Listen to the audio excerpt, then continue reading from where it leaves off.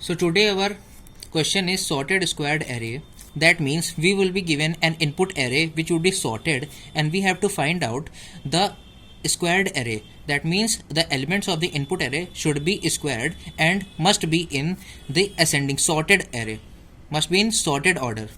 So like this, over here we have elements 2, then square of its 4, the 3, the square of 3 is 9, and it is in the sorted array as you can see. But we have a test case over here where this input array is also sorted, but it contains negative elements. On the presence of these negative elements, the minus 6 square will be 36, but we cannot place 36 over here as it is a bigger value than 1. So our output array should be in the sorted manner.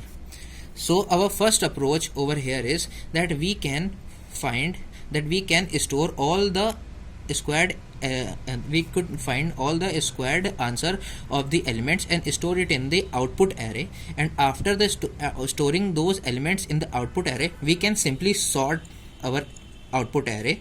But as we know, sorting is slower, it makes our program slower, and its time complexity is O(n) log n. That is not a very good time complexity for a competitive coder.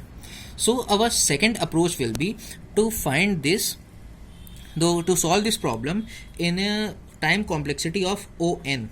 So we are going to need an output array, but we will be storing the largest element, the square of the largest element at the back side. That means we are traversing to our output array, we are storing the elements in our output array from back to start. Yes, like over here we have two pointers, left which is assigned to 0 and right which is assigned to size -1. That means our left pointer is over here and right pointer is over here.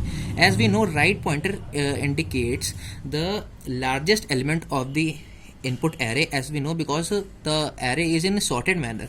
But sometimes due to presence of negative elements, this cannot be true. So we are going to check with this element that ARR of left is greater than ARR of right. That means we are going to check the absolute value. As we can see, the abs function we are using, it is used to check whether the absolute value of -6, which is 6, is greater than the absolute value of 5, that is 5. If it is true, then we are going to store ARR I is equal to ARR of left into ARR of left. That means the left is -6. That means we are going to store at I value is 9 n minus 1, that is over here. We are going to store 6 square 36 over here, and we will increment our left counter by 1. That means our left counter now is present over here on the head of 3.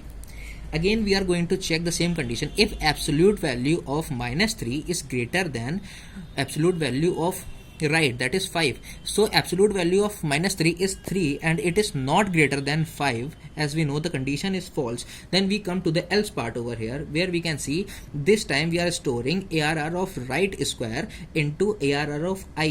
That means now our I will be n minus 1 minus 1. That means over here, as we are traversing from back, so at this position we are storing the largest among these. That means the largest among these will be 5. So 5 square 25 over here, and we will be decrementing our right counter by 1. Now our right counter over here, so our left counter is over here and right counter is over here. So we are just checking that this value is greater than this value. If this value is greater than this value, then it will be stored at the back side of the array. All the largest elements should be stored from the back side of the array, so that our output array should be in a sorted manner.